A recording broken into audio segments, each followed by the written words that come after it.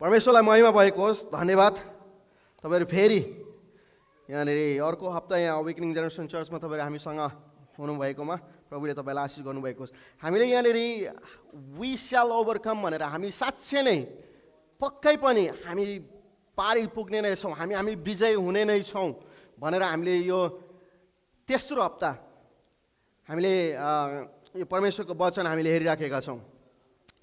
अनि तपाईँहरू गए हप्ता के अरे हामीसँग हुनुहुन्थेन भने तपाईँले हाम्रो फेसबुक पेजमा गएर हेर्न सक्नुहुन्छ। हामीले मैले कभर गरेको 3 हप्तामा रोमियो 8 अध्यायबाट हामीले हेऱ्यौँ कि हामीहरू पक्कै पनि हामी पारी जान सक्छौँ भनेर। प्रस्थानको पुस्तकबाट हामीले अस्तिको हप्ता हेऱ्यौँ र आज हामीहरू यूहन्नाको पुस्तक 15 अध्यायबाट हेर्नेछौँ।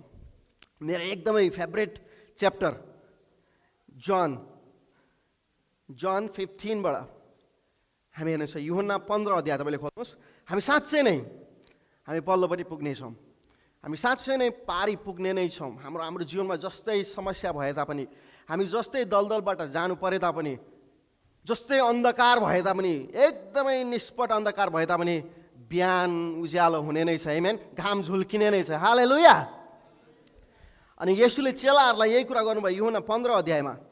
A.W. टोजरले यसरी भन्नुहुन्छ, Sometimes I go to God and say, God, if you does not or will not answer another prayer while I live on this earth, I will still worship thee as long as I live and in the ages to come for what you have done already.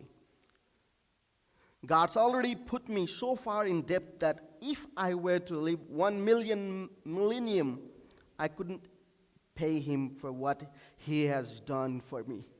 हामी कोही बेला के हुन्छ भने हामी प्रार्थना गरेको हामीले उत्तर पाएको हिसाबले चाहिँ हामी परमेश्वरलाई धन्यवाद दिने हाम्रो आचरण हुन्छ, हाम्रो मेन्टालिटी त्यस्तो सोच हुन्छ।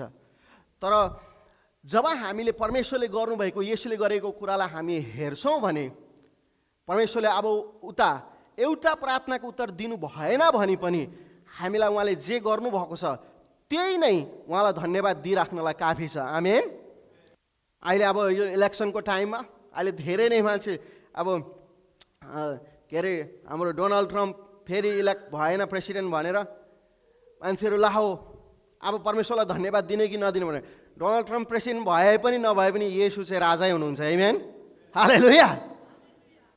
उहाँले जे गर्नुभयो त्यो त्यसको लागि नै हामी धन्यवाद दिनु हामीलाई काफी छ। हाम्रो जीवनभरि नै सेथ गोडेनले यसरी भन्नुहुन्छ, if you want to dig a big hole, you need to stay in one place.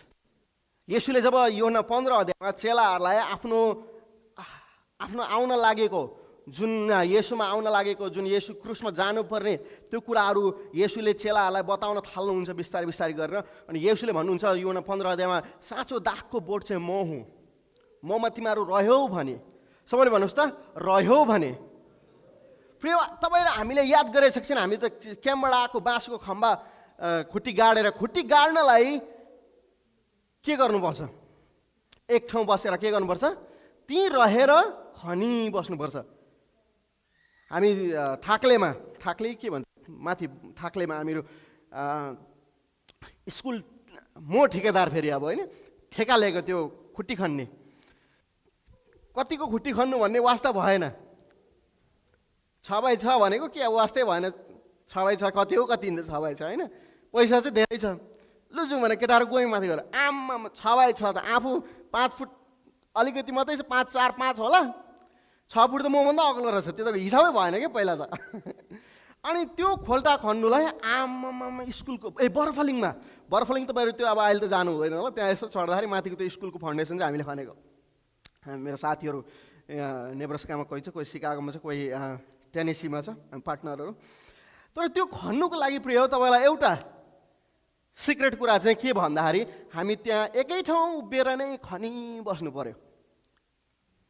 कोही बेला हामी विश्वासीहरू त्यस्तै नै गर्छौँ। हामीहरू प्रभुमा हामी भिज्न चाहन्छौँ, प्रभुको आशिष हाम्रो जीवनबाट बगेको चाहन्छौँ, हामी प्रभुमा आत्मामा बढेको चाहन्छौँ, तर हामी बस्नु चाहिँ एक ठाउँ बस्दैन।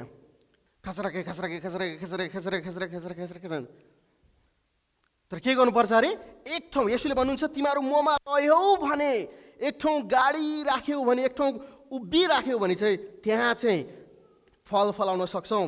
सेथ गोर्डनले पनि त्यही भन्छ, if you want to dig a big hole you need to stay in one place. Jonah 15 अध्यायमा 1 देखि 8 सम्म यहाँनिर दागको बोट भनेर येशूले आफैलाई नै म चाहिँ हुँ दागको बोट। अझ येशूले त्यसलाई पनि अझै एकदम स्पेसिफिक गर्नुहुन्छ, साँचो दागको बोट चाहिँ म हुँ। उत्पत्तिको पुस्तक उत्पत्ति 9:20 हामी दागको बोटलाई, उत्पत्ति 9:20 हामी दागको बोटलाई त्यहाँनिर पहिलोपल्ट देख्दछौँ। यहाँनिर 9:20 यसरी भन्दछ, माटोमा अर्को काम गर्ने नोआले दागबरी ल्याए, दागको पहिलो बोट। पछि गएर इजरायललाई दागको बोट भनिएको छ। तर येशूले जब चेलाहरूलाई भन्नुहुन्छ, चेलाहरूलाई भन्दाखेरि साँचो दागको बोट चाहिँ म नै हुँ, साँचो दागको बोट म नै हुँ भन्छ। र 80:8 साम 80:8 यस्तो भनेको छ, तपाईँले मिश्र देशबाट एउटा दागको बोट ल्याउनु भयो, तपाईँले अरू जातिहरूलाई धपाएर त्यो बोट रोप्नुभयो। यहाँ पछि गएर चाहिँ मण्डली चाहिँ एउटा दागको बोट भनेर भनेको छ। अरू बोटहरूलाई धपाएर, अरू अरू कुराहरूलाई धपाएर चाहिँ एउटा रोप्नुभयो, त्यो चाहिँ एउटा मण्डलीलाई खडा गर्नुभयो। अब मण्डलीले फल फलाउनलाई, मण्डली परमेश्वरले चाहेको जस्तो हुनलाई मण्डली ख्रिस्टमा रहिरहन, एक ठाउँ उभिरहन, ख्रिस्टमा भइरहन चाहिँ आवश्यक छ। यता र उता गर्नु भयो भने मण्डली भन्दा चर्च भन्ने सोच्छ मान्छेले। चर्च होइन, तपाईँको विषयमा कुरा गरेको, मेरो विषयमा कुरा गरेको। किनभने नयाँ करारमा के भयो भन्दाखेरि मण्डली चाहिँ तपाईँ र म भयौँ, हामी त्यसरी भेला मात्रै हुन्छौँ। तपाईँ त सिङ्गो चर्च हिँडेर जानुहुन्छ, जहाँ जानुहुन्छ तपाईँ चर्च जानुहुन्छ। कतिले भन्छ चर्च यस्तो छ, मेरो चर्च उस्तो छ, होइन, आफ्नो विषयमा कुरा गरेको थियो। आफू हो चर्च, भन्नुहोस् त म चर्च हुँ, म मण्डली हुँ। आमेन भन्छ। र पुस्तकले मण्डलीलाई एउटा दागको बोटसँग लिएको छ। मत्तीको पुस्तकमा निकाल्नुहोस्, मत्ती 21:33 येशूले मण्डलीलाई दागबरीको रूपमा तुलना गर्नुभएको छ। मत्ती 21:33 अर्को दृष्टान्त सुन। कोही एकजना गृहस्थी थिए जसले एउटा दागबरी लगाए र त्यसको वरिपरि बार लगाएर त्यहाँ दाग पेल्ने एउटा कोल राखे, एउटा मचान बनाए। तब मोहीहरूले त्यसको ठेक्का दिई उनी परदेश लागे। हेर्नुहोस् है, येशूले दागबरी त्यो एउटा बगैँचाको मण्डलीको कुरा गरेको। मण्डली फल मात्रै फल्ने होइन, तर येशूले के भन्नुभयो त्यहाँनिर, पेलेर त्यसको रस निकाल्नु पनि पर्यो। हामी दागबरीको रुखहरू हामी फल फलाछौँ, तर डल्लै कुदिरहेको छ। तर हामी पेलिनुपर्छ, पेलेर चाहिँ रस निक्लिन्छ र त्यसले चाहिँ काम दिन्छ। त्यसले चाहिँ मानिसलाई तिर्खा मेटाउँछ, मानिसलाई त्यसले स्वस्थता दिन्छ। होसेको पुस्तक 10:1 इजरायललाई दागबरी भनेर भनिन्छ। यहाँनिर इजरायल फिचिरहेको दागको बोट थियो। त्यसले त आफ्नै लागि फल फलायो। फलहरूको सङ्ख्या बढ्दै गए अनुसार त्यसले आफ्ना वेदीहरूको सङ्ख्या बढायो। आफ्नो देशको उन्नति अनुसार त्यसले आफ्ना चोखा ढुङ्गाहरू सिँगारियो। अनि भरे गएर कुनाको ढुङ्गो चाहिँ येशू हुनुभयो भनेछ। हामी मण्डलीहरू दागको बोट हौँ। यहाँनिर 5 दागको बोट म हुँ। योना 15:5 तिमीहरू चाहिँ हाँगाहरू हौ, यदि कोही ममा रह्यो भने र म त्यसमा रहेँ भने त्यसले धेरै फल फलाउँछ, किनकि मबाट अलग रहेर तिमीहरू केही गर्न सक्दैनौ। हामीले होसेको पुस्तक होसे 10:1 हेऱ्यौँ कि पुरानो करारमा चाहिँ के अरे दागको रुख भनेर चाहिँ दागको बोट भनेर चाहिँ इजरायललाई लिएको थियो भने अब नयाँमा चाहिँ येशूले भन्नुभयो दागको बोट, साँचो दागको बोट चाहिँ म हुँ।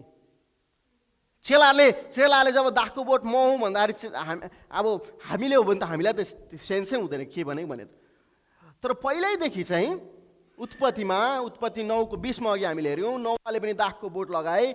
पछि गएर प्रस्थानको पुस्तकमा, होसेको पुस्तकमा दाखको बोट भनेर चाहिँ इजरायललाई नै भनेकोले गर्दाखेरि उनीहरूलाई पक्का भयो जब येशूले भन्नुभयो साँचो दाखको बोट चाहिँ म हुँ, चेलाहरू हो भन्दाखेरि चाहिँ ओहो इजरायल पो होला दाखको बोट मात्रै भने त भन्थ्यो। अब साँचो दाखको बोट, किनभने इजरायलले के गरे भन्दाखेरि इजरायलले फल फलाउनु पर्ने, ऊ चाहिँ हरेक ठाउँमा गएर दासत्वमा पर्यो। किनभने इजरायल चाहिँ एउटा दाखको बोट भएकोले उसले बोटले चाहिँ के गर्छ त भन्दाखेरि फल फलाउँछ। तर इजरायलले फल फलाएन। इजरायल जहाँ गयो दासत्वमा पर्यो, जहाँ गयो दासत्वमा पर्यो। अब येशूले भन्दै हुनुहुन्छ यहाँनिर कि साँचो दाखको बोट चाहिँ म हुँ। यहाँ 15को 2 मा ममा हुने प्रत्येक हाँगा जसले फल फलाउँदैन उहाँले त्यसलाई छाट्नुहुन्छ र फल फलाउने हाँगा हरेक हाँगालाई झन् बढी फल फलोस् भनी उहाँले छिवाल्नुहुन्छ। मेरो पिता किसान हुनुहुन्छ, गार्डेनर। किसानले चाहिँ के गर्छ भने अब हामीमा त्यति साह्रो ममा चाहिँ विशेष गरी अब किसानपट्टिको त्यति धेरै अब ज्ञान नभएकोले गर्दा पनि, तर अब यसो हेर्दाखेरि अध्ययन गर्दाखेरि गार्डेनरले चाहिँ के गर्छ भन्दाखेरि कुन फल चाहिँ कुन प्लान्ट चाहिँ कुन बिरुवा चाहिँ कहाँ उम्रिन्छ त्यो किसानलाई थाहा हुन्छ, त्यो त्यो त्यो गार्डेनरलाई थाहा हुन्छ। सिउँडीको थाहा हुन्छ, त्यो क्याक्टसलाई जति नै गर्मी भए पनि, क्याक्टसलाई ल्याएर मलिलो माटोमा आउनु मन लागे तापनि, तर क्याक्टस चाहिँ बालुवामा नै फल्छ भनेर, बालुवामा नै त्यसले राम्रोसँग फल दिन्छ भनेर परमेश्वरलाई थाहा भएकोले गर्दा त्यो गार्डेनरलाई चाहिँ थाहा हुन्छ कि त्यो फल चाहिँ जहाँ रोप्नु पर्ने हो। हामीले के बाबा हामीले के रोपेको थियो, आरू कि के हो त्यो अस्ति पोरपरा रोपेर, आरूको बोट कि पिच ट्री हामीले रोपेको। हामी गुड गार्डनर नभएकोले गर्दा, हामी राम्रो किसान नभएकोले गर्दा त्यो सुक्यो। कतिवटा हो त्यसले जरा हाल्नु पर्ने, हुन त अब तलै हो जरा चाहिँ जानुपर्ने मैले बुझ्दाखेरि चाहिँ, तर छैन त्यो कता के भयो त्यो के भयो भन्दाखेरि हामी राम्रो गार्डनर नभएकोले गर्दा। तर येशूले भन्नुहुन्छ my father is good gardener. परमेश्वर चाहिँ असल किसान हुनुहुन्छ। उहाँलाई थाहा छ, परमेश्वरलाई केही कुराले पनि सरप्राइज गर्दैन। प्रिय तपाईँ यहाँ हुनुहुन्छ भने तपाईँ सही ठाउँमै हुनुहुन्छ। आमेन भन्नुहोस् त। किनभने he knows where to plant you. परमेश्वरले सबै कुरा हेरेर, सुरुदेखि अन्त्य हेरेर he chose you to be on this time. उहाँले तपाईँलाई यो समयमा यो ठाउँमा यसरी मैले बोल्दै गरेको सुन्नको लागि तपाईँलाई राख्नुभयो भने चाहिँ ही नोज एभ्रिथिङ। यसले भन्नुहुन्छ मेरो पिता चाहिँ किसान हुनुहुन्छ। उहाँले प्रत्येक उहाँ जान्नुहुन्छ उहाँले के गर्दै हुनुहुन्छ। कोही एकदमै मलिलो ठाउँमा जानु खोजौँला हामीहरू, तर यदि परमेश्वरले यहाँ राख्नु भएको छ भने ही नोज द्याट टु। उहाँले जान्नुहुन्छ तपाईँ यहाँ हुनुहुन्छ भनेर। आमेन, हालेलुया। क्याक्टस यसो गर्दा अलिक शीतलमा जानु पर्यो भनेर क्याक्टस सऱ्यो भने मर्छ क्याक्टस, किनभने परमेश्वरले राखेको त्यसलाई तिनीहरू हो। परमेश्वर चाहिँ असल किसान हुनुहुन्छ, पिता चाहिँ किसान हुनुहुन्छ। जब परमेश्वरले तपाईँको भविष्यलाई तयार गर्नुहुन्छ, उहाँले चाहिँ सबै कुरा देखेर नै तपाईँलाई तयारीमा राख्नुहुन्छ। हामी चाहिँ के अरे विश्वासीहरू चाहिँ हाँगाहरू हो भनेर बाइबलले भनेको छ। यहाँनिर 15को यहाँ 5 मा हेर्नुहोस् त, 5को तल, किनकि मबाट अलग रहेर तिमीहरू केही गर्न सक्दैन, तिमीहरू चाहिँ हाँगाहरू हौ। हामी चाहिँ हाँगा हो भनेको छ। येशूले के अरे यूहन्नाले यो हाँगाहरू भन्ने शब्द उसले जब लेख्दाखेरि, येशूले चाहिँ हाँगाहरू भयो भने भन्नुभयो भनेर लेख्नु, उसले राम्रोसँग त्यो वर्ड छानेर चाहिँ परमेश्वरले सही तरिकाले यूहन्नाबाट चाहिँ हामी चाहिँ हाँगाहरू हो भनेर। किन भन्दाखेरि कोही बेला हाँगा पनि अलिक फल फल्नु थालेपछि बिर्सिन्छ बोटलाई, तर येशूले फेरि भन्नुहुन्छ तिमीहरू मबाट अलग रह्यौ भने चाहिँ फल फलाउँदैन तिमीहरूले। त्यो भएको फल अलि दिन मेहनत गर्ला, तर त्यहाँदेखि उता काम छैन। येशूमा नै हाम्रो जीवन छ, येशू नै हाम्रो मालिक हुनुहुन्छ, येशूमा नै सबै कुरा छ। 2ले भन्छ यहाँनिर 15को 2 र 3ले ममा हुने प्रत्येक हाँगा जसले फल फलाउँदैन उहाँले त्यसलाई छाट्नुहुन्छ र फल फलाउने हरेक हाँगालाई झन् बढी फल फलोस् भनी उहाँले छिमल्नुहुन्छ। तिनले भन्छ, मैले तिमीहरूलाई भनेको वचनले तिमीहरू अघि नै शुद्ध भइसकेका छौ। उहाँले अब हामी चाहिँ के गर्नुपर्छ, हामी हाँगा भएकोले गर्दाखेरि हामी चाहिँ छिमलिनलाई समर्पित हुनुपर्छ। जस्तै त्यो फल फलेर पनि उहाँले इजरायलमा के गर्नुभयो, फल फल्नलाई मात्रै राखिदिनु भयो, तर पेल्ने मिसिन पनि राखिदिनु भयो ताकि त्यो फलबाट चाहिँ जुस निक्लोस् भनेर। फल फल्नु राम्रो हो, तर परमेश्वरले छाट्नुहुन्छ ताकि अझै धेरै फल फलोस् भनेर। अनि अर्को चाहिँ के हो त, हाम्रो जिम्मेवारी चाहिँ छिमलिनलाई हामीहरू समर्पित हुने र ख्रिस्टमा रहिरहने, उहाँमा रहिरहने। यहाँ 7 र 8ले यसरी भन्छ, त्यसको सफलता चाहिँ के हुन्छ त भन्दाखेरि 7ले, तिमीहरू ममा रह्यौ भनेर मेरो कुरा तिमीहरूमा रहे तिमीहरूलाई जे इच्छा लाग्छ माग र त्यो तिमीहरूको निम्ति हुनेछ, गरिनेछ। तिमीहरूले धेरै फल फलाएर मेरा चेला हौ भन्ने प्रमाणित गर्यौ भने यसैमा मेरा पिताको महिमा हुनेछ। यसको परिणाम चाहिँ हामी समर्पित भयौँ, हामीलाई छिमल्नलाई परमेश्वरलाई दियौँ भने के कारणले छिमल्नुहुन्छ भन्दाखेरि फल फलाउनलाई। किन भन्दाखेरि त्यो फल फलेकोले चाहिँ परमेश्वरको महिमा हुन्छ, प्रशस्त मात्रामा फल फलाउनलाई। र त्यसले चाहिँ अन्तिममा गएर के हुन्छ त, परमेश्वरको महिमा हुन्छ। यूहन्ना 12:28 यहाँनिर हामी भेटाउँछौँ। यहाँ परमेश्वरको महिमा भन्दाखेरि 12:28 हे पिता तपाईँको नाउँको महिमा गर्नुहोस्। कसरी उहाँको नाउँको महिमा हुन्छ त भन्दाखेरि जब हामी विश्वासीहरू चाहिँ, हामी मण्डली चाहिँ दाखको बोट हौँ, हामीमा जुन फलहरू फल्छ त्यो फलहरू चाहिँ हामीले पेलिन दियौँ भने, हामीले हाँगाहरू हाम्रो छिमलिन दियौँ भने हामीमा प्रशस्त फल फल्छ अनि त्यसले चाहिँ हाम्रो परमेश्वरको महिमा हुन्छ। आमेन। हामी पक्कै नै वी शैल ओभरकम, हामी पक्कै नै पारिपट्टि जानेछौँ, हामी पक्कै नै फल फलाउने छौँ। कति हामीहरू फल फलाउनु सकिएन भन्छौँ। प्रिय, खोल्टा खन्न सकिएन भनेर टेन्सन लिनुभन्दा पनि तपाईँ एक ठाउँ उभिनु भएको छ कि छैन, तपाईँ ख्रिस्टमै रहनु भएको छ कि छैन। किनभने हामी एकै ठाउँ बसेर खनिराख्यौँ भने हामी अवश्य नै खोल्टा खन्नेछौँ, हामी अवश्य नै फल फलाउनेछौँ। येशूले भन्नुभयो, तिमीहरू ममा रह्यौ भने चाहिँ तिमीहरूले फल फलाउँछौ। पहिलो कोरिन्थी 6:20, तिमीहरू मोल तिरेर किनिएका हौ, यसकारण तिमीहरूका शरीरमा के गर, परमेश्वरको महिमा गर। हामीमा जुन फल फल्छ प्रिय हो, त्यसले चाहिँ परमेश्वरको महिमा हुँदछ।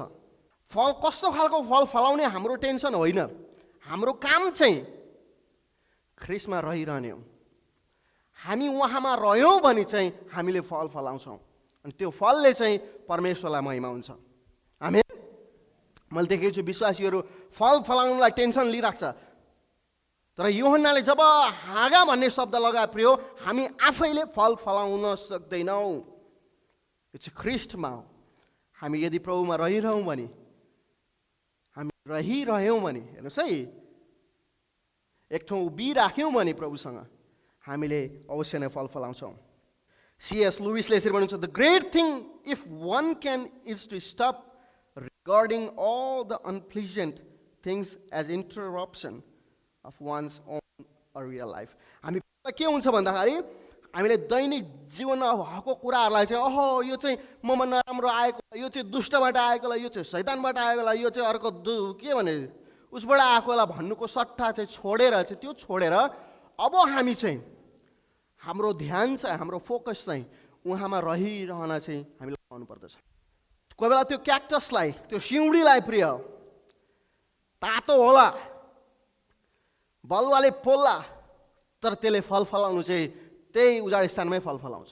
त्यसले जति नै कम्प्लेन गरे पनि यदि त्यो सेडमा आयो भने, यदि छायामा आयो भने सिउँडीलाई त ढुक्का होला, तर त्यसले फल फलाउँदैन। तर फल फलाएपछि पहिलो कोरिन्थी 6:20 भन्छ, हामी चाहिँ अब किनिएकाहरू, हामीहरू रोपिएकै कारण के को लागि भन्दाखेरि फल फलाउनलाई हो।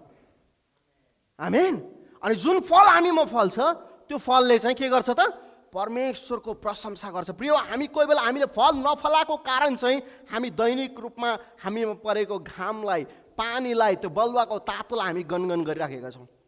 किनभने हामी त्यहाँ छौँ भनेर, ओ म त यहाँ छु, मेरो त यस्तो छैन, मेरो उस्तो छैन। तर प्रिय, परमेश्वरले तपाईँलाई जहाँ राख्नुभएको छ, you are in right place. तपाईँ सही ठाउँमा हुनुहुन्छ, सही समयमा हुनुहुन्छ। तिनीहरू परमेश्वरलाई धन्यवाद दिन थाल्नुहोस्, अनि तपाईँमा फल फलेर परमेश्वरको महिमा हुनेछ। हामी ओभरकम गर्छौँ, हामी पक्कै पनि पल्लोपट्टि जान्छौँ, तर हाम्रो टर्ममा होइन, हाम्रो तरिकाले होइन। हामी किनिएकाहरू हौँ, हामी उहाँको रगतले किनिएको। अब उहाँको शर्त अनुसार हामी अगाडि बढ्छौँ। आमेन। किनभने उहाँ असल किसान हुनुहुन्छ। उहाँलाई थाहा छ हामी कहाँ रोपिनुपर्छ, उहाँलाई थाहा छ हामी कहाँ चाहिँ फल फलाउँछौँ भनेर, उहाँलाई थाहा छ कहाँ चाहिँ हामी बेस्ट छौँ भनेर। तपाईँहरू जुन जुन ठाउँमा हुनुहुन्छ प्रिय, परमेश्वरलाई धन्यवाद दिन थाल्नुहोस्। हालेलुया। किनभने परमेश्वरले तपाईँबाट फल फलेको चाहनुहुन्छ, ताकि त्यो फलबाट चाहिँ परमेश्वरको महिमा हुन सकेको होस्। हामीले बुलाउटको गर्दाखेरि हामी किन परमेश्वरको कामहरूमा हामी स्टेप अप हुँदैनौँ? हामीले देखिरहेको कामहरूलाई अगाडि देख्दा पनि, किन भन्दाखेरि त्यो चाहिँ हाम्रो तरिकाको नभइदिएकोले गर्दा, आफूलाई मनपर्ने काम नभइदिएकोले गर्दाखेरि। चर्चहरू, सेवकाईहरू किन अहिले एउटा पास्टर, दुईवटा पास्टरले सबै फेलिएर गर्नुपर्छ काम भन्दाखेरि, किनभने अरूले चाहिँ अरूलाई मन परेको ठाउँ उनीहरूलाई हुँदैन। तर प्रिय, हामी परमेश्वरको राज्यमा मन पराइएको काम गर्नलाई होइन, उहाँको फल फलाउनलाई चाहिँ हामीलाई बोलाइएको। आमेन। किनभने परमेश्वरले हामीलाई जहाँ राख्नुभएको छ, we're in the good place. Jonah 15 अध्यायमा 9देखि 17सम्ममा हामी येशूले प्रेमको विषयमा कुरा गर्नुहुन्छ। यहाँ अगाडि येशूले भन्नुहुन्छ, तिमीहरू ममा रह्यौ भने हामी दागको बोट हौँ, हामी मण्डली चाहिँ हामी दागको बोट हौँ। हामी चाहिँ हामी विश्वासीहरू चाहिँ त्यो हाँगाहरू, हामी ख्रिस्टमा रह्यौँ भने, हामी ख्रिस्टको शरीर हौँ, हामी त्यहाँबाट हामीले फल फलाउँछौँ। त्यो फलले चाहिँ परमेश्वरलाई महिमा हुन्छ। तर यहाँ 9देखि, योना 15:9देखि योनाले येशूले यसरी बताउनुहुन्छ, पिताले जसरी मलाई प्रेम गर्नुभएको छ, मैले पनि तिमीहरूलाई प्रेम गरेको छु। तिमीहरू मेरा प्रेममा रहो।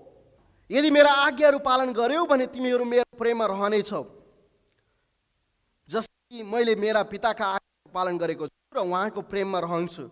मैले यही कुरा तिमीहरूलाई यसै कारण भनेको छु कि मेरो आनन्द तिमीहरूमा होस् र तिमीहरूको आनन्द भरिपूर्ण होस्। 12ले भन्छ, मेरो आज्ञा यही हो कि मैले तिमीहरूलाई जसरी प्रेम गरेँ, तिमीहरूले एकअर्कालाई त्यसरी नै प्रेम गर। जब हामीमा फल फल्न थाल्छ, यसैले भन्नुहुन्छ, जसरी मैले पितालाई प्रेम गरेँ भने कसरी तिमीहरूले थाहा पाउँछौ भन्दाखेरि, मैले पिताले भनेको कुरा माने। अब तिमीहरूले पनि मलाई प्रेम गर, तिमीहरूले मलाई प्रेम गरेको छौ भने म कसरी थाहा पाउँछु भन्दा, तिमीहरूले मेरो आज्ञाहरू पालन गरेका छौ। येशूको आज्ञा चाहिँ के हो त? यहाँनिर अगाडि भनेको 15:1देखि 8सम्म के भन्नुभयो? उहाँले आज्ञा दिनुभयो भन्दाखेरि, तिमीहरू ममा रहिरहो। हामी धेरै पल्छ हामी यो कुरा चाहिँ भुल्छौँ। हामी परमेश्वरको काम भनेर हामी लागि पर्छौँ, अनेक गर्छौँ, तर उहाँमा रहिरहन चाहिँ हामी बिर्सन्छौँ। तर फल फल्नलाई चाहिँ प्रिय, हामी ख्रिस्टमा रहिरहँदा मात्रै हाम्रोबाट फल फल्दछ। अनि जब त्यो फल फल्छ, त्यो फलले चाहिँ के गर्छ? यहाँ 12मा भन्नुभयो येशूले, मेरो आज्ञा यही हो कि मैले तिमीलाई जसरी प्रेम गरेँ, तिमीहरूले एक अर्कालाई त्यसरी नै प्रेम गर। हामीमा त्यो हेट्रेट, त्यो रिस, राग, आरिस हराएर जान्छ। किन भन्दाखेरि अब हामीमा त्यो फल फल्न थालेको छ। हामीमा एक अर्कामा हामी प्रेम गर्न थाल्छौँ। पिताले पुत्रलाई प्रेम गर्नुभयो, येशूले विश्वासीलाई प्रेम गर्नुभयो, अब विश्वासीले एक अर्कालाई प्रेम गर्नु पर्यो। अनि यसको प्रमाण चाहिँ येशूले के गर्नुभयो? आफ्नो जीवनलाई उहाँले दिएर प्रमाणित भयो। यहाँ 13ले भन्छ, यहाँनिर आफ्ना मित्रहरूका लागि आफ्नो प्राण अर्पण गरिदिनु भन्दा ठुलो प्रेम अरू कसैको हुँदैन। म तिमीहरूलाई जे आज्ञा गर्दछु तिमीहरूले गर्यौ भने तिमीहरू मेरा मित्र हौ। अबदेखि म तिमीहरूलाई नोकर भन्दिनँ, किनकि त्यसका मालिकले जे गर्दछ नोकरले जान्दैन, तर मैले तिमीलाई मित्र भनेको छु। किनभने जे मैले मेरा पिताबाट सुने मैले ती सबै तिमीहरूलाई जनाइदिएको छु। हेर्नुहोस्, यसुले अझै भरे गएर के भन्नुभयो भने सत्यको आत्मा आउनुहुन्छ जसले तिमीलाई हरेक सत्यहरूमा डोर्याउनुहुन्छ। यसुले जब चेलाहरूलाई भन्नुभयो म साँचो दागको बोट चाहिँ म हुँ भन्दाखेरि चेलाहरूको सोचमा, यहुदी चेलाहरूको सोचलाई तपाईँले एकछिन याद गर्नुहोस्। इजरायलले फल फलाउनु पर्ने, तर जहाँ गए पनि उनीहरूले फल फलाइराखेको छैन। तर अब इजरायलबाट जुन मसीहा निक्लिँदै आउँदै हुनुहुँदैछ, चेलाहरूले यसुलाई पछ्याएको कारण के हो त भन्दाखेरि यसु चाहिँ मसीहा हुनुहुन्छ, प्रतिज्ञा गरिएको हुनुहुन्छ, जसले चाहिँ फेरि नयाँ राज्य स्थापना गर्नुहुन्छ, जसमा चाहिँ यहुदीहरू अब त्यो नयाँ राज्यमा चाहिँ दास होइन, उनीहरू चाहिँ परमेश्वरको छोराछोरी भएर जिउन पाउँछन् भन्ने। अनि यसुले भन्नुहुन्छ तिमीलाई मैले दास जस्तो होइन तर तिमीलाई मैले मित्र भनेको छु। बाइबलमा यहुदीहरूको सोचमा मित्र भनेर बाइबलमा हामी दुईजनालाई मात्रै भनेको भए ठाउँ छौँ। परमेश्वरले आफ्नै मेरो मित्र भनेर मोसा र अब्राहमलाई मत्ती 4 अध्यायमा जब यसुले म तिमीलाई मान्छे पक्रिने मछुवार बनाउँछु भन्दाखेरि कस्तो, हामी इजिकेलको पुस्तकमा हामी भेटाउँछौँ परमेश्वरलाई चाहिँ उनीहरूले मान्छे पक्रिने मछुवार भनेर भन्दथे। परमेश्वर चाहिँ एउटा फिसर अफ मेन भनेर काम गर्नुहुन्थ्यो पहिला। अनि परमेश्वरले जब उनीहरूलाई भन्नुभयो म तिमीहरूलाई पनि मान्छे पक्रिने मछुवार बनाउँछु भन्दाखेरि चेलाहरू कुदेर आउँछ। त्यस्तै नै यसुले के भन्दै हुनुहुन्छ, दुईजना मात्रैलाई परमेश्वरले चाहिँ मेरो मित्र भन्नुभएको छ। अब चाहिँ म साँचो दागको बोट म हुँ, अब म पनि तिमीलाई के भन्छु, मित्र भन्छु। म तिमीलाई म I call you my friend. अनि को लागि चाहिँ ज्यान पनि दिन सक्छु म। प्रतिज्ञा के त, मित्र भएपछि के प्रतिज्ञा भन्दाखेरि 16 र 17 ले भन्छ मलाई तिमीहरूले चुनेनौ तर मैले तिमीहरूलाई चुने र तिमीहरूलाई नियुक्त गरे कि तिमीहरू जाओ र फल फलाओ अनि तिमीहरूको फल रहिरहोस्। यसैले तिमीहरूले पितासँग मेरो नाउँमा जे मागोला उहाँले तिमीहरूलाई सो दिनुहुनेछ। म तिमीहरूलाई यो आज्ञा दिँदछु कि तिमीहरूले एक अर्कालाई प्रेम गर। प्रिय, प्रतिज्ञा चाहिँ हामी ख्रिस्टमा आएकोहरूको लागि चाहिँ हामी फल फलाउनलाई हो। तपाईँले यति पनि शङ्का नगर्नुहोस् कि तपाईँ फल फलाउनलाई सक्षम हुनुहुँदैन भनेर। यदि तपाईँ र मैले त्यो सोच ल्याउँछौँ भने हामी परमेश्वरको कामलाई हामी शङ्का गर्छौँ। हामी भन्दैछौँ परमेश्वरलाई, परमेश्वर तपाईँले मलाई चिन्नु भएकै छैन, मबाट फल कसरी फलाउन सक्नुहुन्छ तपाईँले, म त यस्तो मान्छे भनेर। तर परमेश्वरले तपाईँलाई देखेर, तपाईँलाई जानेर, तपाईँलाई बुझेर उहाँले भन्नुभयो, के भन्नुभयो यहाँनिर भन्दाखेरि मैले तिमीलाई चुनेको हो, तिमीले मलाई चुनेको होइन। आमेन। परमेश्वरले देख्नुहुन्छ तपाईँले फल फलाउनुहुन्छ भने। म कतिजना विश्वासीहरूसँग मलाई यति दुःख लाग्छ, म भन्छु उनीहरूलाई तपाईँले सक्नुहुन्छ, तपाईँमा परमेश्वरले आशा देख्नु भएको छ, तपाईँले सक्नुहुन्छ, तयार हुनुहोस्, कमर कस्नुहोस्, अब डराउनुहोस् भन्दाखेरि होइन पास्टर म सक्दिनँ, म हार खाएको मान्छे, म सकिएको मान्छे हो। यसुले भन्नुभयो तिमीहरूले चुनेनौ तर मैले तिमीलाई चुनेको छु। तपाईँ अहिले एकजना तपाईँ डल्लै यसु लिएर बस्नु भएको छ। तपाईँमा त्यो शक्ति छ जो यसुलाई मरेकाहरूबाट जीवित पार्ने त्यो पवित्र आत्माको शक्ति छ तपाईँमा। प्रभु भन्नुहुन्छ यहाँनिर कि मैले तिमीहरूलाई चुनेको हुँ र नियुक्त गरे। के गर्नलाई भन्दाखेरि फल फलाउनलाई। तपाईँ र मेरो स्वभावले, हाम्रो बानी बेहोराले हामीलाई अनेक भन्ला सक्दैन, गर्दैन, तिमीले सक्दैनौ, तिमीले सक्दैनस् भनेर।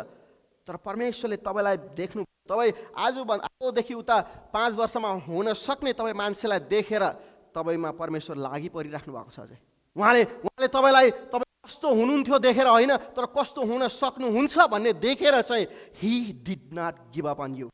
तपाईँमा परमेश्वरले हार खानु, तपाईँको परिवारले हार खाएको होला। यो मान्छे बनिँदैन, यो मान्छे त नजन्मेको आउँथ्यो, यो मान्छे त मरे पनि हुन्थ्यो, दोरी किनेर ल्याइदिउँ कि बरु झुन्डेर मर्छ भने बरु के गर्छ मर्छ। तर परमेश्वरले तपाईँलाई हार खानु भएन तपाईँमाथि। तपाईँ आज बिहान उठ्नुभयो भने मलाई लाग्छ सबै यहाँनिर जिउँदै हुनुहुन्छ, परमेश्वरले तपाईँमा आशा देख्नु भएको छ। आमेन भन्नुहोस् त। तपाईँ पक्कै पनि पारिपट्टि पुग्नु नै हुन्छ, किनभने आज तपाईँ बिहान उठ्नुभयो। तपाईँको परिस्थितिले, परिवारले, समाजले जे भने तापनि परमेश्वरले तपाईलाई नियुक्त गर्नुभएको, परमेश्वरले तपाईलाई चुन्नु भएको प्रिय। तपाईले गरेको कामले गर्दा होइन, उहाँले गरेको कामले गर्दा। आमेन। हाम्रो प्रार्थना उत्तर हुन्छ। 17ले भन्छ म तिमीलाई यो आज्ञा दिन्छु कि तिमीहरूले एकअर्कालाई प्रेम गर। हामीलाई हरेक कुराले भनेको होला, हामीले प्रेम गर्न सक्दैन, कसरी क्षमा गर्नु त्यो मान्छेलाई, कसरी प्रेम, तर सक्नुहुन्छ। रोमीको पुस्तकमा भन्छ परमेश्वरको प्रेम चाहिँ हामीमा खनाइएको छ, हामी प्रेम गर्न सक्छौँ। क्रिस्चियनहरू एउटा कुरामा सक्षम छ प्रिय, कि हामीहरू प्रेम गर्न सक्छौँ। यसैले भन्नुभयो तिमीहरूले गरेको प्रेमले नै तिमीहरू मेरो चेलाहरू भनेर चिनिन्छौ। आमेन। फल फलाउनुहोस्, जान गएर के फल फलाउने भन्दा प्रेम गर्नुहोस्। गान्धीले यसरी भन्छ the weak can never forgive, forgiveness is the attribute of the strong. क्षमा दिन कमजोरले क्षमा दिन सक्दैन प्रिय, क्षमा दिने चाहिँ साहसीको स्वभाव हो। हालेलुया। घृणा गर्न जोसुकैले सक्छ प्रिय, प्रेम गर्नलाई येशूको हृदय चाहिन्छ। तपाईमा त्यो अलरेडी छ प्रिय। नठगिनुहोस्, नझुकिनुहोस्। मान्छेले के भन्छ, परिस्थितिले के ल्याउँछ, नठगिनुहोस् त्यसमा। ओ म त अब यसलाई प्रेम गर्न सक्दिनँ, क्षमा गर्न सक्दिनँ, यसले के गरेको देखेर यसले मलाई यसो भन्छ, यसले मलाई हिर्कायो, यसले मलाई कुट्यो, यसले मलाई यसो गर्यो, ठग्यो। त्यसको आवाज सुन्नुभन्दा पनि प्रभुको आवाज सुन्नुहोस्। प्रभुको वचनले भन्छ कि तपाईँलाई चाहिँ उहाँले चुन्नु भएको के को लागि भन्दाखेरि फल फलाउनलाई। के हो फल भन्दाखेरि तिमीहरूले एकअर्कालाई प्रेम गर्नेछौ। हालेलुया। हामी प्रेम गर्ने, हामी पक्कै नै पारिपट्टि जानेछौँ। कस्तो पारी भन्दा हामी प्रेम गरेर हामी पारी पुग्नेछौँ। अलिक तल आएर येशूले भन्नुभयो, यहाँनिर सतावटको कुरा गर्नुभयो हो। बाइबलमा सतावट पनि छ र पास्टर बाउ? छ। 18 पदमा, यूहन्ना 15:18 यदि संसारले तिमीहरूलाई घृणा गर्दछ भने तिमीहरू जान कि तिमीहरूलाई घृणा गर्न अघि त्यसले मलाई घृणा गरेको हो। यदि तिमीहरू यस संसारका हौ त संसारले तिमीहरूलाई आफन्त ठानी माया गर्ने थियो, तर तिमीहरू यस संसारका होइनौ, तिमीहरूलाई संसारबाट मैले चुने, यसै कारण संसारले तिमीहरूलाई घृणा गर्दछ। मैले तिमीहरूलाई भनेको वचन याद राख, नोकर घरको मालिक भन्दा ठुलो हुँदैन। तिनीहरूले मलाई सताए भने तिमीहरूलाई पनि सताउने छन्। तिनीहरूले मेरो वचन पालन गरे भने तिमीहरूको वचन पनि पालन गर्नेछन्। तर तिनीहरूले यी सब कुरा मेरो नाउँको खातिर तिमीहरूलाई गर्नेछन्, किनभने तिनीहरूले मलाई पठाउने हुनेलाई चिन्दैनन्।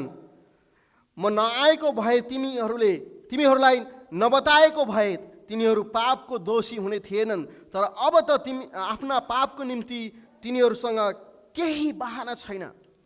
जसले मलाई घृणा गर्दछ त्यसले मेरा पितालाई पनि घृणा गर्दछ। यदि अरू कसैले नगरेको काम मैले तिमीहरूका बीचमा नगरेको भए तिनीहरू पापको दोषी हुने थिएनन्। तर अब तिनीहरूले मलाई र मेरा पिता दुवैलाई देखेका छन् र घृणा गरेका छन्। तर व्यवस्थामा लेखिएको यो वचन पुरा हुनलाई यो भएको थियो, तिनीहरूले मलाई बिना कारण घृणा गरे। येशूले पक्कासँग एउटा फ्याक्ट फोरटेल गर्नुहुन्छ, अगाडि नै बताउनुहुन्छ एउटा हुन आउने कुरा चाहिँ के भन्दाखेरि उनीहरूले अब तपाईँलाई घृणा गर्छन्। सरी भन्नु मलाई अप्ठ्यारो लाग्छ, तर येशूले बताउनु भएको कुरा हो। तपाईँ र मलाई घृणा गर्छन् मान्छेले। यदि तपाईँ र मलाई सबैले संसारको मान्छेले मन पराउँछ भने हामी उनीहरूको हौँ, तर हामी उनीहरूको नभएकोले गर्दाखेरि, हामी उनीहरू बिचबाट परमेश्वरले चुनेकोले गर्दाखेरि नाउ दे विल हेट अस।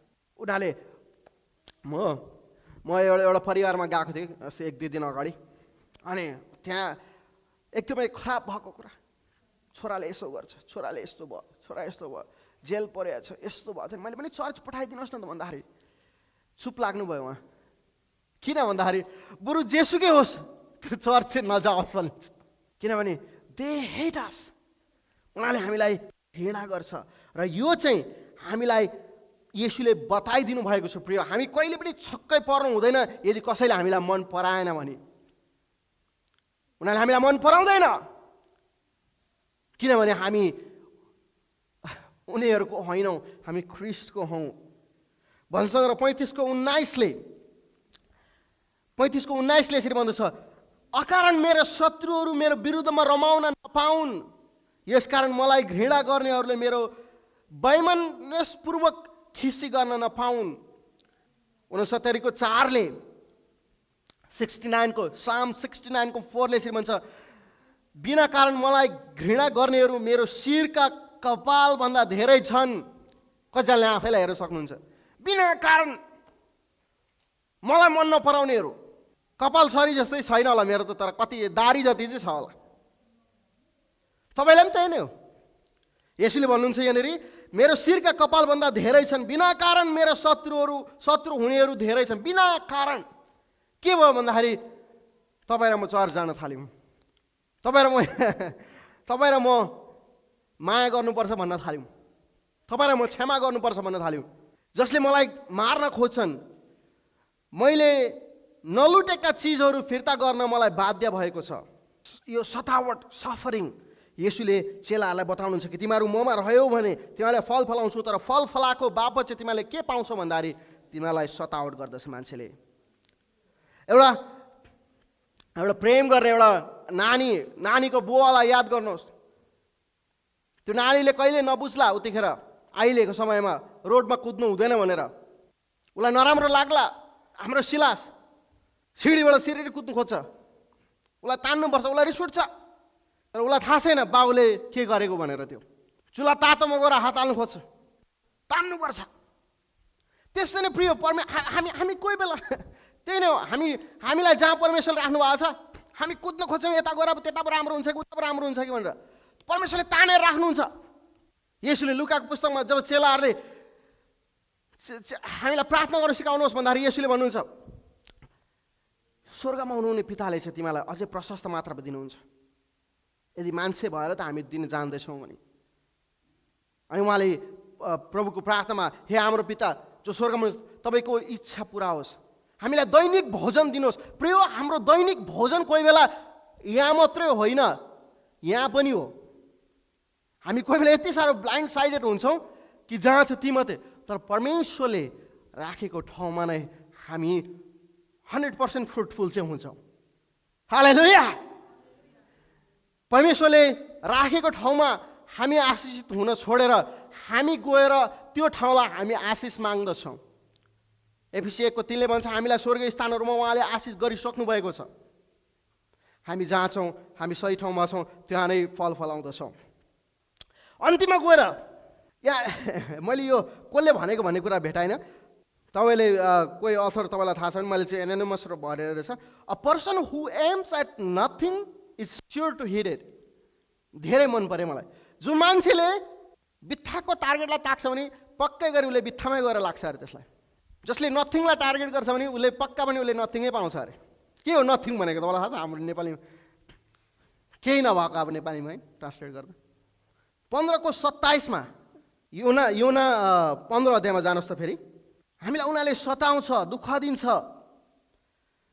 तर 26 जब सल्लाहकार आउनुहुन्छ जसलाई म पिताको तर्फबाट तिमीहरू कहाँ पठाइदिनेछु, अर्थात् सत्यका आत्मा जो पिताबाट आउनुहुन्छ, उहाँले नै मेरा विषयमा गवाही दिनुहुनेछ। सबैले भन्नुहोस् त गवाही। प्रेरित 1 अध्यायमा येशूले भन्नुभयो तिमीहरू गवाही हुनेछौ। यो गवाहीलाई मैले हेर्दाखेरि, गवाहीलाई अध्ययन गर्दाखेरि, गवाही चाहिँ अगाडिदेखि नै गवाही, कोही बेला हामी गवाही भन्दा हामी भन्नु मात्रै, गवाही बाँड्नै दिएन मौका भन्ने भने हाम्रो पहिला गवाही यहाँनिर बाँडिन्थ्यो। सेवा लामो समयसम्म सेवा हुने, 2 घन्टामा भित्रमा सिध्याउनु भन्ने हाम्रो एउटा सोच हुन्थ्यो। तर गवाही बाँड्नु थालेपछि लामो, त्यो एउटा गवाही भयो भने अहिले अरू गवाही, अब आफै प्र्याक्टिकल हाम्रो जीवनमा भएको गवाहीहरू हामीले देखाउनु पर्ने, हामी जिउनु पर्ने। 27ले भन्छ तिमीहरू सुरुदेखि नै मेरा साथ रहेका हुनाले तिमीहरू पनि मेरा साक्षी हौ। हामी परमेश्वरको येशूको गवाही हौ। कसरी भन्दाखेरि हामी उहाँसँग सुरुदेखि नै छौँ। हामी सुरुदेखि भएको जस्तो नगरौँला, हामी एक्ट, तर हामी ख्रिस्टसँग छौँ। हामीले उहाँलाई प्रभु र मुक्तिदाता भनेर लिएका छौँ। प्रस्थानको पुस्तक 20:16 गलत गवाही, झुटो गवाहीको कुरा यहाँ गरेको छ। अगाडिदेखि नै हामी उत्पत्तिदेखि नै गवाही भन्ने कुराहरू चेलाले जब तिमीहरू मेरो गवाही हुनेछौ भन्दाखेरि उनीहरूलाई कुनै सरप्राइज भएन, छक्कै परेन, अहो के गवाई भन्नुभयो तपाईँले भनेर। प्रस्थान 20 को 16 आफ्नो छिमेकीको विरुद्धमा झुटो गवाही नदिनु। चेलाले जब गवाही भन्ने, विटनेस भन्ने शब्द सुन्यो, उनीहरूलाई थाहा छ गवाही भनेको चाहिँ के हो, साक्षी हुनु, गवाही। हामी व्यवस्थाको पुस्तक 17-19 अध्याय, मत्ती 18 दोस्रो कोरिन्थीमा चाहिँ हेरौँ त, दोस्रो कोरिन्थी 13 को 1 हामी हेर्नेछौँ। हामी यो गवाहीलाई व्यवस्थाको पुस्तकमा हामी प्रशस्त मात्रामा भेटाउँछौँ। गवाही भन्ने कुरालाई परमेश्वरले गवाही भन्ने कुरा चाहिँ अगाडिदेखि नै मानिसमा राखिदिनु भयो कि यो गवाही चाहिँ हामी हुनुपर्छ। एउटा झुटो र साँचो होला, तर गवाही चाहिँ हामीले हुनै पर्छ भनेर। दोस्रो कोरिन्थी 13 अध्यायमा म 1 पदलाई नै म पढ्दैछु। यहाँनिर पावलले कोरिन्थीको मण्डलीलाई लेख्दा उसले भन्छ, तेस्रो पल्ट म तिमीहरू कहाँ आउनेछु, कुनै पनि दोष 2 वा 3 साक्षीहरूको गवाहीद्वारा, विटनेस गवाहीद्वारा भनेपछि हामी यहाँनिर अमेरिकामा त विशेष गरी यो कोर्टको कुरा भएकोले गर्दाखेरि यो के भने, यो कानुन धेरै यहाँ छ। यो सुसमाचार सुनाउने कुरामा पनि के हुन्छ भने कोही ठाउँमा कानुनै छैन, जसले बल गर्यो त्यसले जित्छ। कोही ठाउँमा खालि भूतात्माहरू मात्र छ, उनीहरूलाई गएर कानुनले तिमीहरू अब बाइबलले भन्छ कि हामी चाहिँ धर्मी ठहरिएकाहरू हौँ, हामी न्याय पाएकाहरू हौँ भन्यो भने उनीहरूलाई वास्तै हुँदैन। तर यहाँ अमेरिकन कल्चर अनुसार अमेरिकामा चाहिँ यो गवाही भन्ने कुरा चाहिँ कस्तो भन्दाखेरि विटनेस, आफूले गल्ती गरेको छ कि छैन भन्ने कुराहरू कसैले बताइन्छ। कसरी बताउँछ? उसले के देखेको हुनु पर्यो, सुनेकोले हुँदैन। गवाही चाहिँ फल्नाले भनेको, फल्नाले चाहिँ फल्नालाई उ गरे अरे भने हुँदैन, त्यो कोर्टमा लिँदैन। भाइ तिमी निक्ला त ऊ त्यो दैलो एक्जिट यहाँ छ भन्छ। त्यो गवाही चाहिँ देखेको हुनु पर्दछ। येशूले भन्नुभयो यहाँनिर, तिमीहरू मेरो साक्षी हुनुहोस्, किनभने तिमीहरूले मलाई देखेका छौ। पहिलो यूहन्ना 2:20 भन्छ, झुट को हो भन्दाखेरि झुटो त्यही हो। को हो झुटो भन्दा? त्यही हो जसले चाहिँ येशूलाई परमेश्वरको पुत्र होइन भने भन्छ। हामी देखेका छौँ। हो पास्टर बाबु मैले देखेको छु नि त। हामीले देखेका छौँ, हाम्रो जीवनलाई परिवर्तन भएको देखेका छौँ। हाम्रो गवाही त्यही नै, हामीले देखेका छौँ। पुरानो करारमा विशेष गरी यो गवाही भने उत्तर दिने भनेर पनि भनिएको छ यहाँनिर। तर नयाँ करारमा चाहिँ इडुट भनेर भनिएको छ। यो चाहिँ के भन्छ, फोरेन्सिक साइन्स, एकदमै छानबिन गर्ने, कसरी चाहिँ यो के भयो भनेर भन्ने तरिकाले यो गवाहीको शब्दलाई हेर्दाखेरि चाहिँ नयाँ करारमा चाहिँ यो चाहिँ एकदमै छानबिन गर्ने, यो चाहिँ साक्षी दिनु, जसले चाहिँ देखेको छ, जसले चाहिँ प्रभुसँगको कुरालाई बुझेको छ, उसले देखेको छ आफ्नो जीवनमा विशेष गरी। तर यो विटनेस भन्ने शब्द पुरानो करारमा चाहिँ अघि हामीले हेऱ्यौँ प्रस्थानको पुस्तकमा, यो चाहिँ कभनेन्टसँग, करारसँग चाहिँ बाँधिएको छ। साक्षी भन्ने कुराहरू उसले चाहिँ, जसले साक्षी दिन्छ त्यसले चाहिँ उसँग, जसको विषयमा साक्षी दिन्छ उसँग कभनेन्टमा बाँधिएको छ, करारमा बाँधिएको कुरालाई हामी भेटाउँछौँ।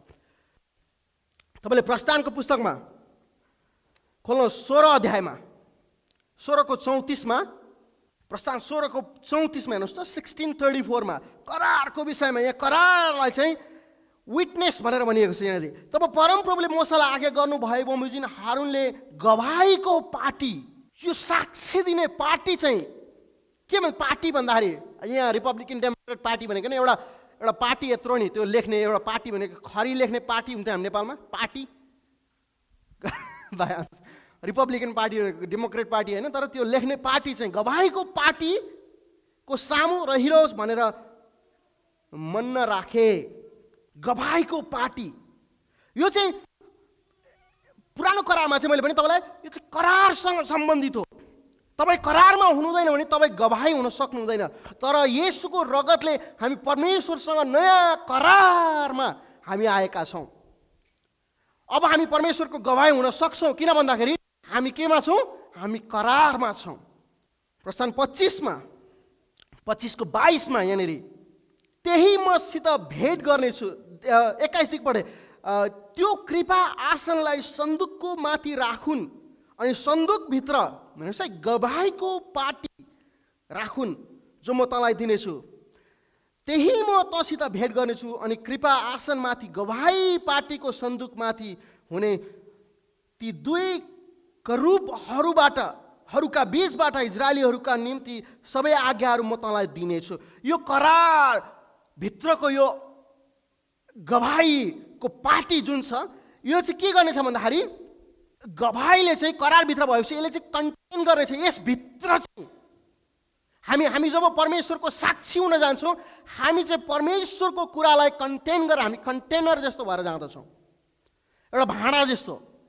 भाँडामा चाहिँ के गर्छ त? भाँडामा चाहिँ केही कुरा रहन्छ, हो कि न त? अनि जब हामी साक्षी हुन जान्छौँ, हामी करारमा छौँ र हामी एउटा कन्टेनर हौँ जसमा चाहिँ के छ त? यहाँ परमेश्वरको यहाँ के भन्छ? निम्ति सबै आज्ञाहरू म तँलाई दिनेछु। त्यो सबै कुरा परमेश्वरको सबै कुरा चाहिँ अब हामीमा छ। हामी चाहिँ एउटा कन्टेनर हौँ हामी गवाही हुन जाँदाखेरि। अर्को हामी यहाँनिर गन्तीको पुस्तक 17को 7मा गवाही हुने कुरामा प्रिय, किनभने पवित्र आत्मा जब आउनुभयो उहाँले हामीलाई गवाही हुनलाई राख्नुभयो। हामी एउटा कन्टेनर भयौँ, एउटा भाँडो भयौँ भने यहाँ गन्ती 17को 7मा यसो भनेको छ, मोसाले ती लौराहरू लिएर गवाही पार्टीको पालमा परमप्रभुको सामुने राखिदिए। अब हामीहरू गवाही भनेको चाहिँ भन्ने मात्रै होइन रहेछ, हामी कन्टेनर पनि रहेछौँ र अर्को चाहिँ हामी टेन्ट पनि रहेछौँ, पाल पनि रहेछौँ। हामी गवाही हुनु भनेको चाहिँ प्रिय हो, खालि भन्ने मात्र होइन, भाडा जस्तो बोकेर हिँड्ने मात्र होइन, हामी परमेश्वरलाई लिएर हिँड्ने मात्र होइन, तर हामीहरू टेन्ट पनि रहेछौँ। भनेपछि हामीले जब गवाही दिन्छौँ प्रिय हो, येशूले त्यही भएर चेलाहरूलाई भन्नुभयो, तिमीहरूले म गरिब भएको देखेनौ, म भोक भएको देखेनौ, म झेलमा परेको देखेनौ। किनभने हामी गवाही हुनु भनेको चाहिँ हामी भाँडा भर्ने काम पनि गर्छौँ, हामी कसैलाई आश्रय दिने काम गर्छौँ, हामी टेन्ट हुनु पनि हामी गवाही हुनु हो प्रभुको। तपाईँ म जस्तो आएर यहाँनिर प्रचारै मात्रै गर्नु नसक्नु होला, तपाईँ नभ्याउनु होला तपाईँको व्यवस्था। तपाईँ परमेश्वरले जुन ठाउँमा राख्नुभएको छ तपाईँ गवाही हुन सक्नुहुन्छ, तपाईँ भाँडो हुन सक्नुहुन्छ, तपाईँ टेन्ट हुन सक्नुहुन्छ, एउटा तम्बु भएर बस्न सक्नुहुन्छ। तपाईँ लेवीको पुस्तक 24को 3ले यसरी भन्छ, गवाहीको कुरा गर्दाखेरि के हो त गवाही? विटनेस। 3ले भन्छ, 24को 3ले, भेट हुने पालमा गवाहीको पर्दादेखि बाहिर परमप्रभुको सामु साँझदेखि बिहानसम्म हारूनले ती बत्तीहरू निरन्तर रेखदेख गरोस्। गवाहीको पर्दा, हामीलाई परमेश्वरले गवाही हुनलाई बोलाउनु भयो प्रिय, अनि हामी गवाहीको पर्दा हुन सक्छौँ। त गवाहीको पर्दाले के गर्छ त? गवाहीको पर्दाले सही र गलत छुट्याउँछ। हामीले हाम्रो जीवनमा प्रिय, तपाईँको जीवनमा तपाईँले यो चाहिँ सही हो, यो गलत होइन, यो गलत हो भनेर भन्नु हुँदैछ भने तपाईँ गवाही हुनुहुन्छ, त्यहाँनिर परमेश्वरको महिमा हुन्छ। गवाहीको पर्दाले चाहिँ पवित्र परमेश्वरको कुरालाई भिन्नता गर्दछ, त्यसले छुट्याउँदछ। भजन सङ्ग्रहको पुस्तक 78को 5मा 78को 5मा गवाहीको कुरा गर्दाखेरि 5ले यसरी भन्छ, उहाँले याकुबको निम्ति कानुनहरू कायम राख्नुभयो र इजरायलका एउटा व्यवस्थाको स्थापना गर्नुभयो। आफ्ना सन्तानहरूलाई यी कुरा सिकाउन् भनेर उहाँले हाम्रा पिता पुर्खालाई हुकुम दिनुभयो। हामी गवाही अर्को कसरी पनि हुन सक्छौँ भन्दाखेरि जब हामीलाई पिता परमेश्वरले सिकाएको कुरा चाहिँ हामी अरूलाई सिकाउँछौँ, हामी गवाही भएका हुन्छौँ। हाम्रो नानीहरूलाई, तपाईँको नानीहरूलाई प्रिय चर्चमा आउँदाखेरि उनीहरूले सिक्छ, तर तपाईँले घरमा तपाईँले नानीहरूलाई सिकाउनु, परमेश्वरको कुराहरू सिकाउनु भने तपाईँ गवाही भएको हो। आमेन। भजन सङ्ग्रह 119को 2मा, धन्यका हुन् तिनीहरू जसले उहाँका कानुन पालन गर्दछन् र उहाँलाई सम्पूर्ण हृदयले खोज्दछन्। हामी गवाही हुनु भनेको चाहिँ उहाँको कानुन, उहाँको कुरा पालन गर्नु पनि हो र उहाँलाई सम्पूर्ण हृदयले खोज्न पनि हो। प्रिय परमेश्वरको वचनले हामीलाई पारिपट्टि जान सक्छौँ, हामी जान्छौँ भन्नुभएको छ। किन भन्दा उहाँले हामीमा किन पक्का साथ उहाँले भन्न सक्नुहुन्छ कि तपाईँको हरेक कुरा देखिकन, तपाईँको कुरालाई बुझेर पनि, तपाईँको मनलाई बुझिकन पनि उहाँले भन्नुहुन्छ यु स्याल ओभरकम। वाइ? किन भन्दाखेरि उहाँ चाहिँ तपाईँ परमेश्वर चाहिँ तपाईँमा नै भएकोले गर्दाखेरि उहाँले तपाईँलाई भर नपरे तापनि प्रिय हो, तपाईँमा हुनुहुने जुन आत्मा हुनुहुन्छ उहाँ भर पर्नुहुन्छ परमेश्वर। आमेन। आफ्नो पाउमा खडा हुनुहोस् प्रिय यो समयमा।